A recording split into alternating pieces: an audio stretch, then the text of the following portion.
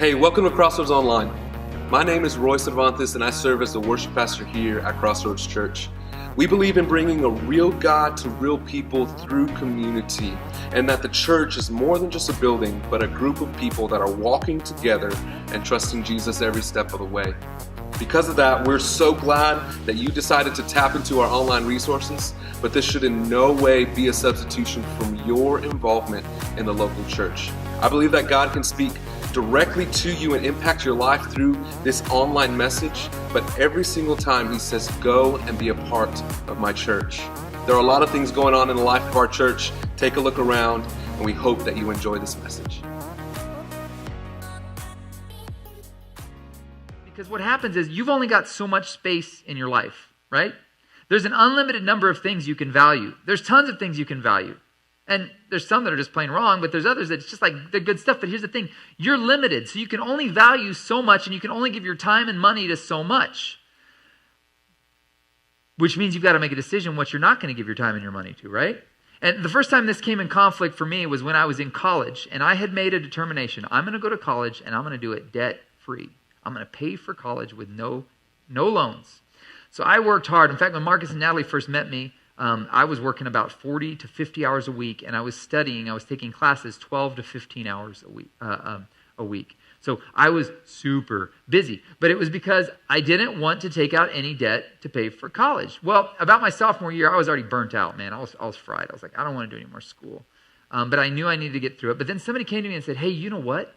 You can study in France at a partner school there and get the same credit you'd get in the U.S., and you can learn French while you're over there. And it was like an answer to prayer for me. I was like, oh, this is amazing, because one of my other values is I love to travel, and I love to learn other languages. So I thought, man, I can knock out two birds with one stone here. I can go study in France, get my college credit. Everything's going to be great. So I signed up. I filled the application. I got accepted to the program, and then I got the bill. And it was $22,000, which I didn't have. And I said, well, how am I supposed to... 22, and they're like, oh, that's no problem. Just sign right here on this dotted line. I was like, well, what is this? And they're like, we're going to give you the $22,000. It's a government-backed loan. I said, well, oh, and they're like, all you have to do is you just got to pay it back once you get out of college. And I started getting a little nervous, because one of my other values is I wasn't going to do debt. So all of a sudden my values clashed. Do I value more getting the education in France, learning French, or do I value more staying out of debt? And it's like, what do I do? So I said, I got to think about this. Well, that night I started looking at it. I started adding up the cost of everything, and I realized, you know what? I don't want this debt hanging over my head. So I turned down a really cool opportunity to study in France. Now, as I look back at my life, I realized something. 2 years later, when I finally did graduate from college, the Lord opened up the door for me to travel, and this is not to brag, this is just the Lord, to travel in over 40 countries over about 2 years, leading backpacking teams around the world. I could have never done that if I had $22,000 of debt hanging over my head when I got out of college. I would have had to get a job to pay for that. So as I look back, I say, man, I'm glad I valued staying out of debt over this immediate gratification opportunity, because it ultimately led to more amazing things that God could do in my life, because I wasn't strapped to that debt. Now, this is a challenge that we all face, right? Because we've all got some stuff in our lives that we've all made some decisions based on our finances, and we're living according to those decisions, right? So what happens is, this is what I know about you, right? You want the best, right?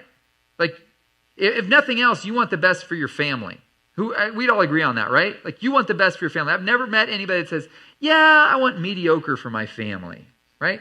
No, we want our kids to have the opportunities we never had. We want our kids to be able to do the things we never did, go to places we never went. And for some of us, like, you know, I kind of grew up poor, and my dad, he was here a few weeks ago, and he talked about how he grew up poor, and he didn't even realize he was poor. You know, he always had holes in his shoes, and so he'd stick cardboard in there. He's like, that's what everybody does, right? Yeah. And so he grew up that way, and we started to live that way when I was younger, right? And I remember it was so embarrassing for me that we didn't make enough money, so we got government-subsidized school lunch at public school. So when we went through the line, all we had to do was give my name, and I got free lunch. Sometimes it was 40 cents, sometimes it was free, depending on how our finances were doing that year. It was so embarrassing for me. And one of the other things that was so embarrassing for me is our car broke down all the time. And I remember saying, when I get a job, I am never going to have a car that breaks down, right? I'm going to have a nice car. We're never going to have flat tires. I'm going to take care of the tires and all this stuff. And another thing, I'm always going to pay full price for food. But I'm just kidding. I didn't say that. But in my mind, I had this thing. It's like, no, I'm going to never make my kids live through the embarrassment of that. And I know this about you, right? A lot of you grew up, and right now, you have more resources than you've ever had your entire life. And you're doing your best to give your kids a really good standard of living that you could never give them. And that is a good thing. But here's the challenge. A lot of us, in trying to give that standard of living, we're really miserable with our lives. Because here's a really important fact.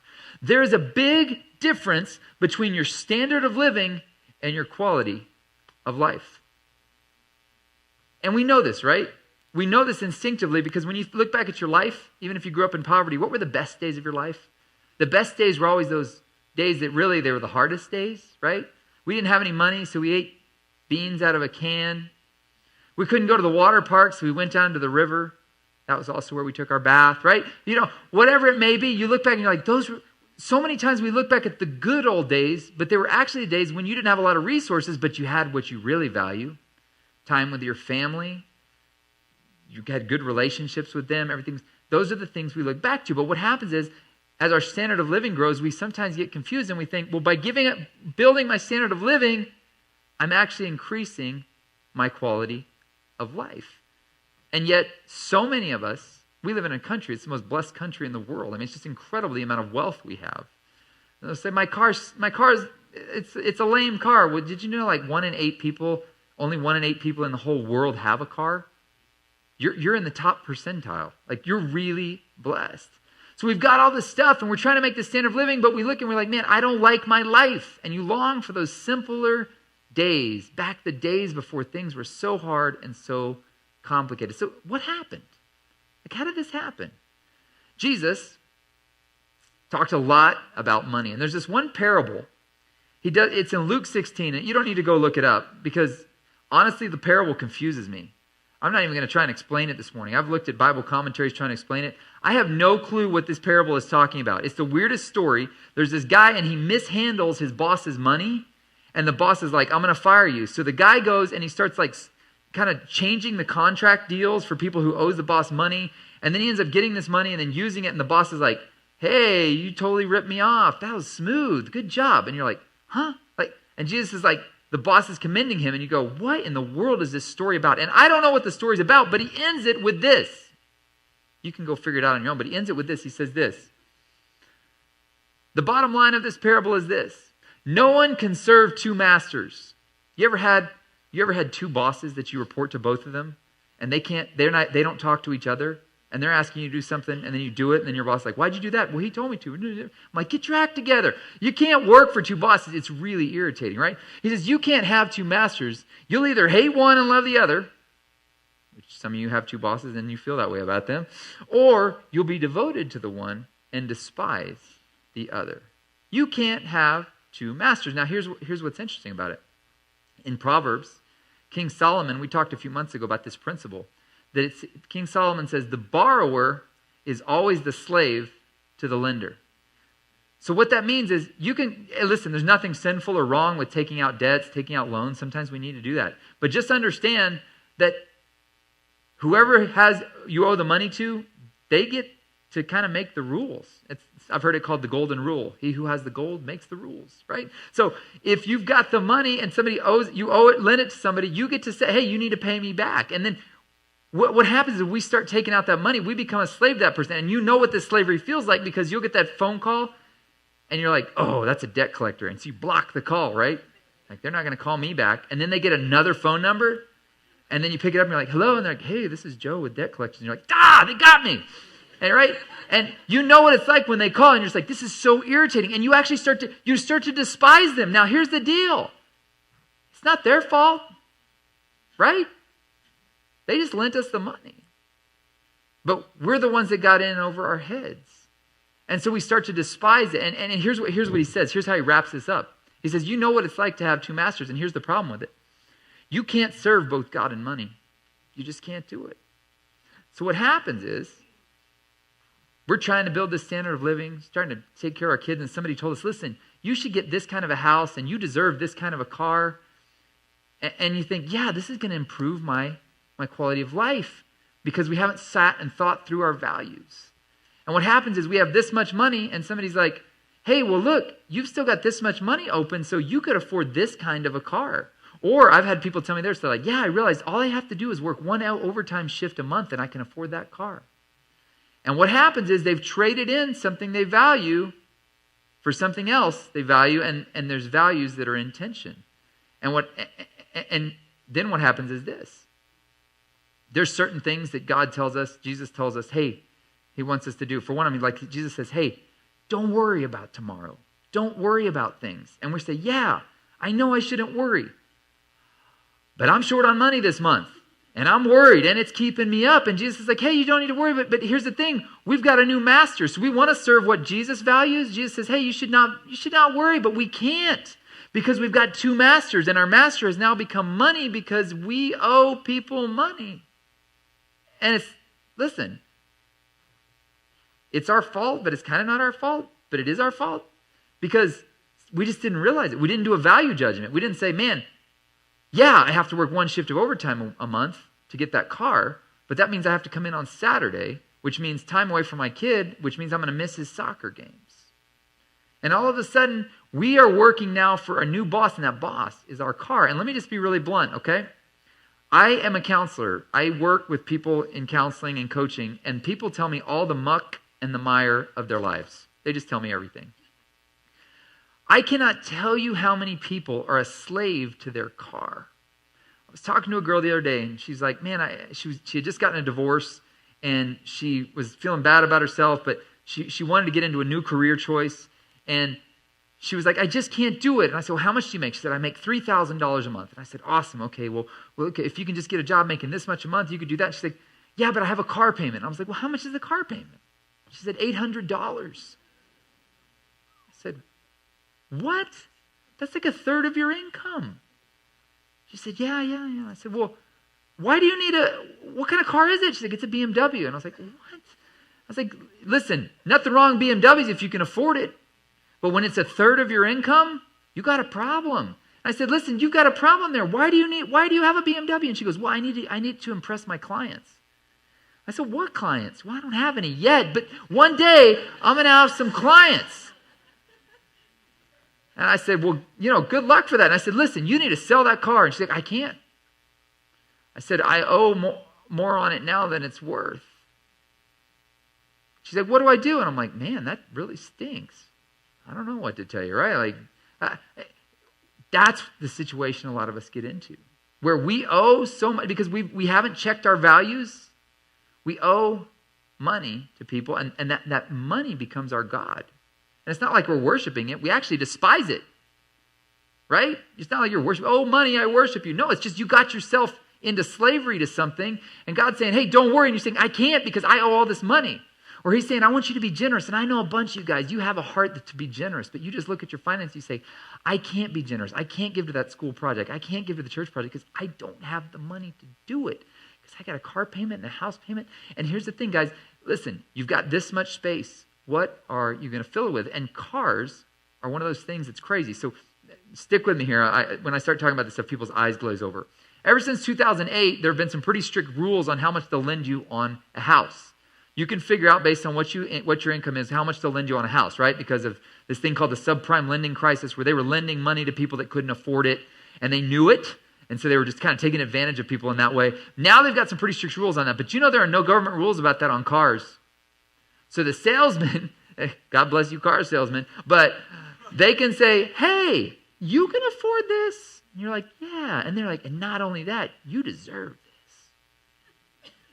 You work hard. And you're like, yeah, I do work hard. I'm a good person. And then you get this car and then you're like, I hate life, right? Because you owe money on this thing, whatever it is. And that's what God is saying. He's saying, look, guys, you just can't do it. You can't serve two masters. You can't serve God and money because it's just, they're incompatible. So there may be I was talking to a girl the other day that she wants to step out and do missions.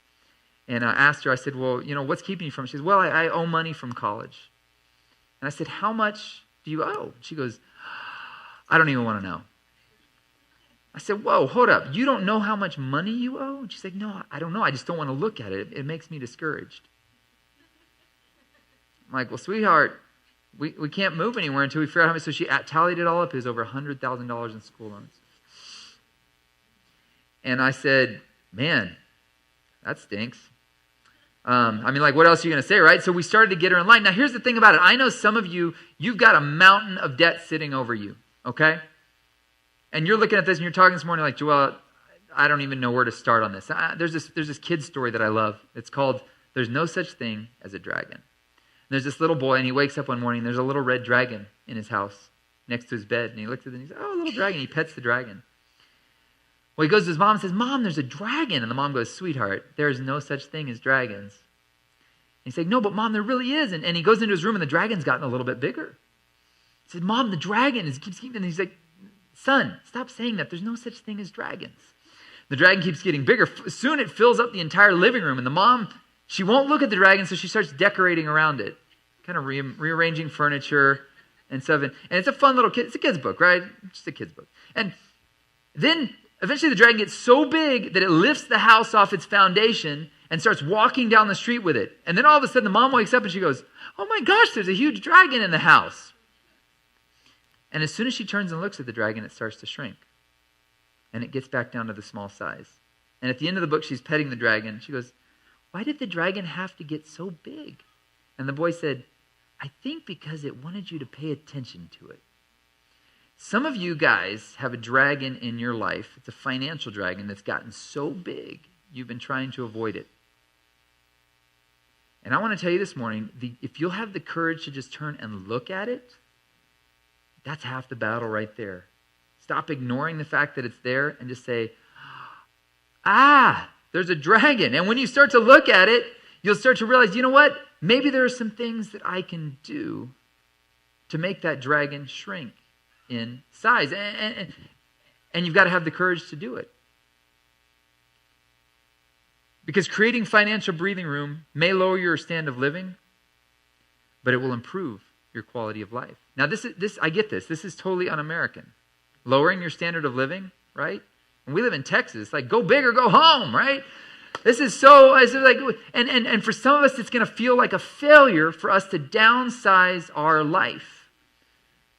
But here's the thing. You got to look at your values. And you can't let anybody dictate those for you. I drive an old beat-up 2002 Toyota Corolla. People make fun of it all the time. My wife makes fun of it all the time. But it's paid for. And I'm determined to buy my next car with cash, right? And people are always like, your car, it's ghetto. Oh, isn't that quaint? And I'm like, yeah, that's quaint. So quaint that I'm driving. But then they also go and they're like, dude, how do you afford to travel as much as you do? And I said, well, that trip I took to Europe last month cost as much as 3 months of your car payment. And so we sit around like, their life. Well, hey, you just decided you value a car more than traveling. That's fine if you like that. That's just the reality of it. And we've got to face the dragon and look at what have we been valuing and is it what we really want? Because if you're angry, always depressed, always miserable, always feeling overwhelmed, something's out of line. And there's a really good chance it's maybe sitting in your driveway. Or maybe you got a house that's way bigger than you should, and you're like, man, but if I sell out, I'm going to lose $4,000, $5,000. You got to be wise about this stuff, but sometimes you just got to cut your losses and say, we got to get back in line here because I can't take this in life because I want my quality of life back. And here's the thing, man, God has some really good things for you guys. It says it's exceedingly abundantly far above all you could ask or think, but he can't give you that if you don't have any room for it. And so many of us, our hands are full and we're overloaded and we can't even see around it. And God's like, I got some really good stuff to give you, but you're like, well, I don't know where to put it because I don't even have any room for it. So if God wanted to bless you and say, maybe somebody comes up and says, hey, with free tickets to Disney World, all you got to do is get there. And you're like, I can't even afford to get there, right? There's some blessings that can come that we don't give a chance to because we put values on stuff that we don't really value. And so I want to encourage you guys this morning. Maybe it's time you get your standard of living. Maybe you need to lower it. Seemed like it lowered it, but you get your quality of life back. And can you imagine what it'd be like to get your quality of life back? to have time to spend with your family and friends. You may be driving an old Toyota Corolla, but hey, you don't have to work every Saturday to pay off that car, or you don't have to work that extra shift. You can even decide to not go into work one day because you have space in your finance. Can you imagine what it'd be like to live that way? I think that's what God wants for us. I think God is saying to you, hey, I've got really good things for you if you'll leave some space in your life for it. And when you do this with your finances speak about what you value. And I think God wants to do that in your life. I know God wants to do that in your life. If you'll make the decision. And if you're facing a mountain of debt this morning, turn and face that dragon. Because here's the thing, just the courage to turn and face it, it speaks faith to God. And God says, hey, you know what? You got a mess on your hands, but I can help you with that. And I can give you the power and the wisdom to overcome that. But you've got to do something about it. Because we're responsible for it. Financial breathing room, God is never going to create that for you. You have to create it for yourself. And then he blesses your decision to be responsible with what he's given you. So, sermon's over. But this morning, I realized I can't just go tell people, go clean up your act, and then not give you anything to do with it, right? Like, I'm not giving you practice. So right now, what I'm about to give you, the next 8 minutes, I have 8 minutes. This is not from Jesus. Okay? This is not part of the sermon.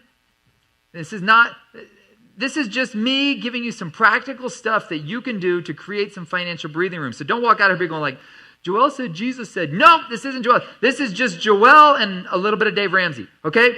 So I want to give you 2 practical steps you can do to start to turn and face the dragon today. You can make this decision, and you start small, guys. Always start small, because when you start small and you get a little victory, you realize, oh, I can do something bigger and better. And you build on it. Don't try and bite off more than you can chew. Start with small. So here's the first tip I want to give you is this. Cut something out of your life until you can save $1,000. Do you know that when you have $1,000 available to you, there's a whole lot less emergencies in your life? When you say, oh man, we had a flat tire, got to get a whole new tire, $250. Oh well, stinks, but I got it, right? Or the alternator goes out, or a kid breaks his toe or breaks his arm, or whatever, you got to make a trip to the emergency room. All of a sudden it turns from crisis into just an annoyance when you got $1,000. And now I know some of you are saying, how on earth could I get $1,000 in my bank account? Let me show you some really cool math. It doesn't usually go together, right? Cool and math. I would say almost everybody in this room spends $5 a day on liquid. Think about that. Some of you spend $5 on your first trip to Starbucks in the morning, getting your double mocha soy latte frappuccino, whatever it is, right? $5. Or you get that, a couple Dr. Peppers a day, and it's $5, right? When you could just drink tap water, because we live in an amazing country and you can actually drink water out of the faucet, right? So $5 a day, and there's 365 days in a year. So in 6 months, you could save $900 just by cutting out those liquids. Now, stay hydrated, okay? But drink water. And here's a double benefit of that. Some of you have been wanting to lose some weight anyway.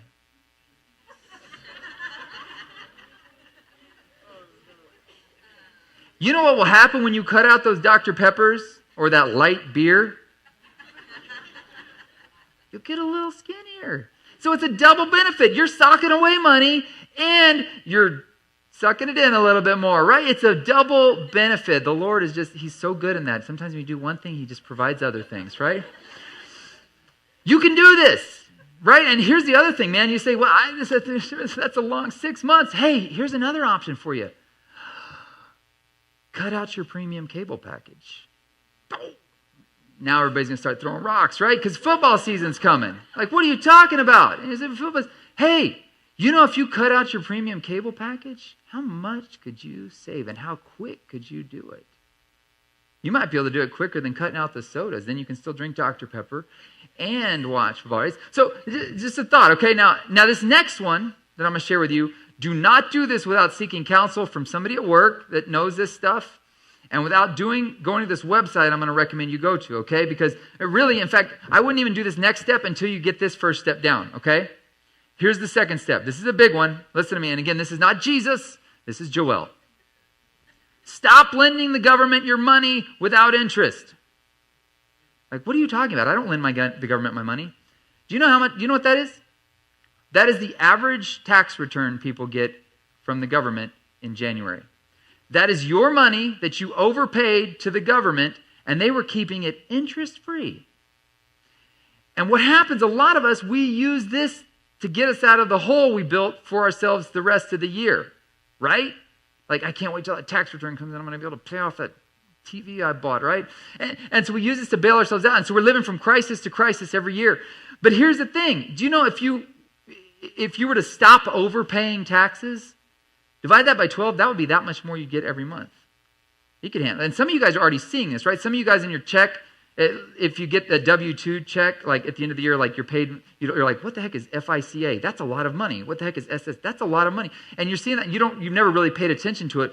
But what's happening is that's the money that you're overpaying to the government. And listen, there's nothing, this isn't a knock on taxes, okay? I'm grateful that we pay taxes because we get nice roads. We have a military that defends us thanks to taxes. A lot of you work for the government thanks to taxes, right?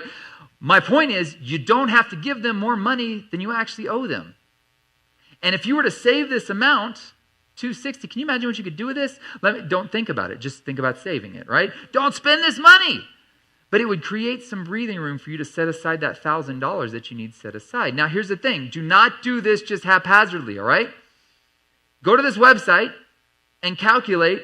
With this website, you can calculate how much money you need to take out. Because the IRS, really, they don't want to take more of your money than they need to because they have to send it back to you anyways. So they're like, it's less paperwork for us if you just send in the amount we actually owe, right? So you don't want to owe the government anything, and you don't want the government to owe you anything. You want to pay the amount you need to pay. And when you do this, it'll set yourself up with some extra breathing room when you pay that amount. Now, again, don't do this haphazardly, all right? And listen, this is not financial advice, full legal disclosure. Not financial advice, right? I'm not giving you financial advice. I'm just saying this exists and that you can really save a lot of money oftentimes that you're sending in if you'll go to this. Now, listen, here's my point with all this.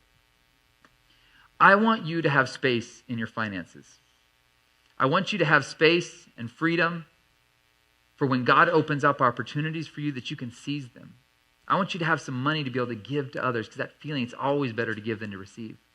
I want you to be able to help that family member that's struggling when the extra money, because you've said, you know what? Quality of life is the most important thing, not my standard of living. And I want you to have some space open. When you got this much space and you filled it with this much space or this much in this much space, it doesn't work. But if you've got this much space and you've only filled it to here, then God says, hey, I can bless you in this area here. And you'll have space to receive what he's got for you. But it's only going to come when you make the hard decisions. Really, guys, you've got to turn and face the dragon. That's everything in life. God will do miracles for you. But you know, whenever Jesus was about to do a miracle for somebody, he always asked them, hey, what do you want from me? The guy that was crippled, he said, what do you want from me? It's like, well, duh, Jesus, the guy's crippled. What do you think he wants? He's like, no. You got to tell me what you want. And then he says, you got to take a step. He didn't say you're healed. He said, get up and walk. And when he got up and started walking, that was when the miracle happened. And the same is true in your life this morning, whatever it is you're facing. The act of faith is that you say, God, I believe so much that you want good things for me that I'm going to step out and I'm going to do the best I have with what I've got right now. And man, I know I've made some bad decisions. But I believe that as I step towards it, you're going to bring the forces of heaven and you're going to help me get out of this trouble because I'm going to do my best and I believe you're going to do it. You're going to come in and do what I can't do. And when you do that, you're going to see your finances turn around. And I believe God's going to give you some financial breathing room so you can be generous, so you don't have to worry all the time. So you can go and do the things that he has for you, so you can be obedient and go out and reach the world because you're not strapped down to that car or to that house. The most important thing for you is quality of life, not your standard of living, even if you have to lower your standard of living. God wants to do amazing things in your life, and I believe he is going to do amazing things, but I would just encourage you guys, man, really get honest about where you are at in your finances and be willing to take the steps to make breathing room, and you will be so glad you did.